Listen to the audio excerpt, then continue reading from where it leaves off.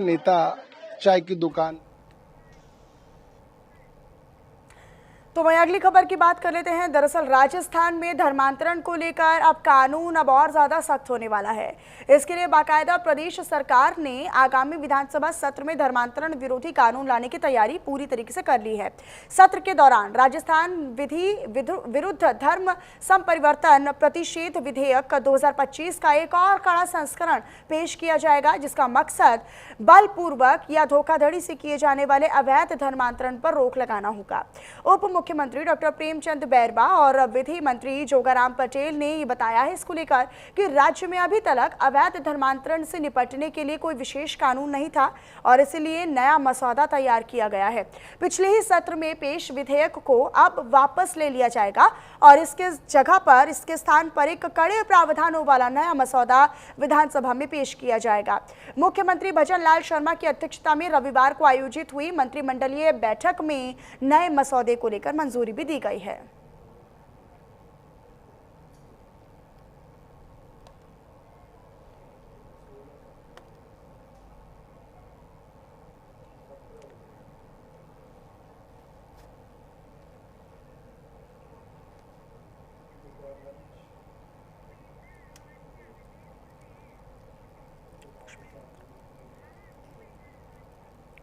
पुष्पेंद्र लवानिया मेरे साथ जुड़े हुए हैं अधिक जानकारी के साथ। पुष्पेंद्र, जरा बताइएगा, इस नए मसौदे को अब तैयार करने की या फिर इसको लाने की कड़े रुख पर एक कानून लाने की तैयारी, जिससे राजस्थान में अवैध धर्मांतरण पर एक संदेश सरकार दे सके और इस पर रोक भी लगाई जा सके।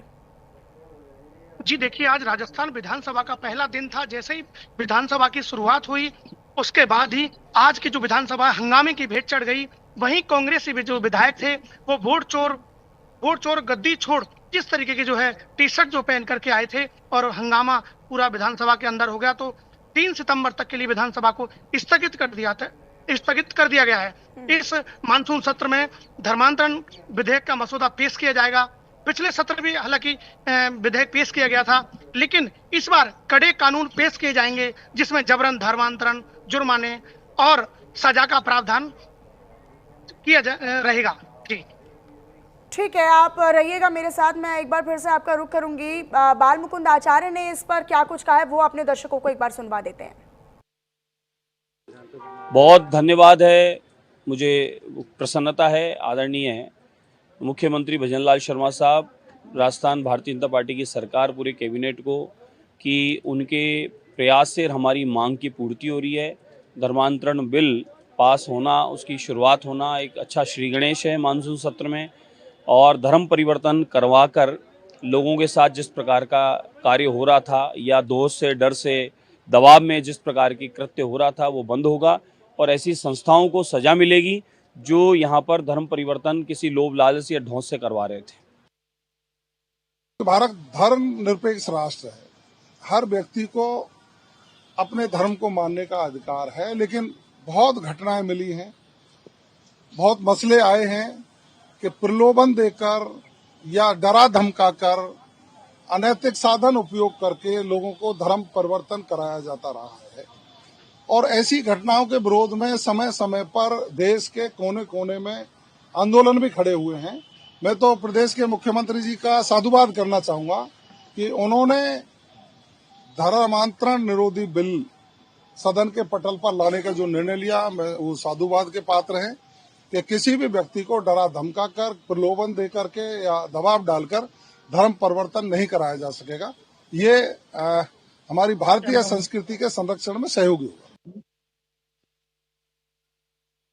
बिल आने दो, बिल देखेंगे क्या बिल के अंदर खामियां हैं।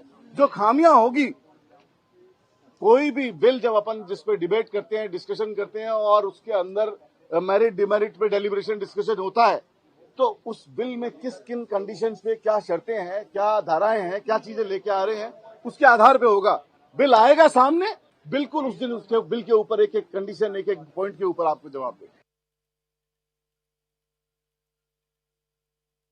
साथ लगातार सहयोगी जुड़े हुए हैं, इसी पर वो लगातार चर्चा कर रहे हैं और साथ ही साथ जानकारी भी दे रहे हैं। पुष्पेंद्र, एक बार फिर से आप ही का रुख करते हुए हमने विपक्ष को भी सुना। विपक्ष भी ये कहता है कि एक एक पॉइंट जो है वो विपक्ष की ओर से विधानसभा में उठाया जाएगा इस पूरे कड़े कानून को लेकर, और एक एक बिंदु पर अब सरकार को जवाब देना होगा और उसके बाद ही जब सहमति बनती है तभी इस विधेयक को कानून का रूप दिया जा सकता है।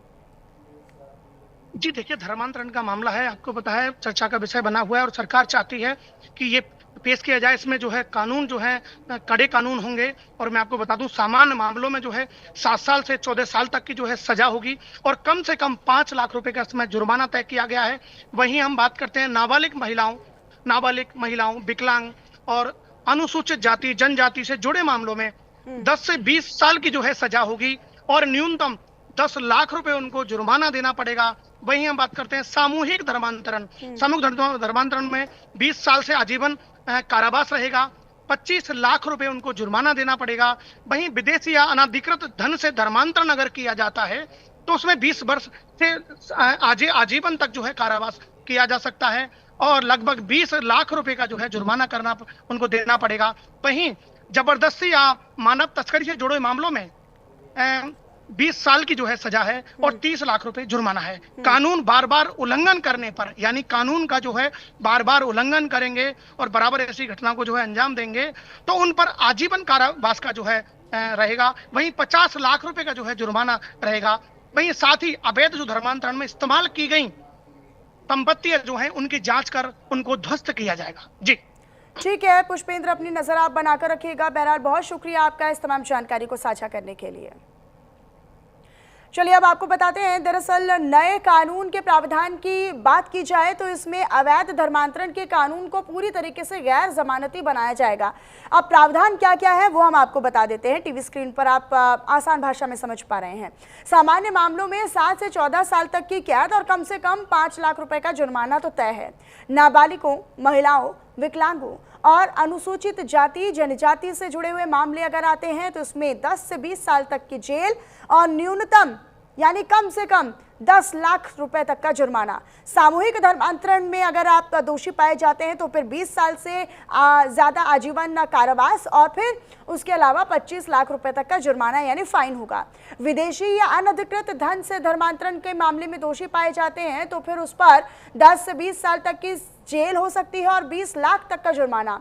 जबरदस्ती या जबरन और या फिर मानव तस्करी से जुड़े हुए मामले में अगर दोषी पाए जाते हैं तो फिर 20 साल से लेकर आजीवन कारावास की सजा और 30 लाख रुपए तक का जुर्माना।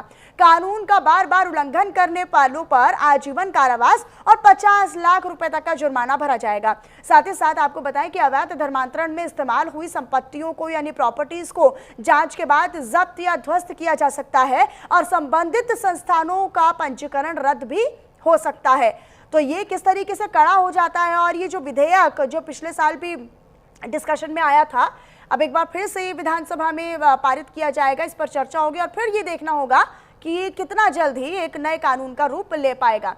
आगे बढ़ते हुए अगली बड़ी खबर का विश्लेषण आपके सामने।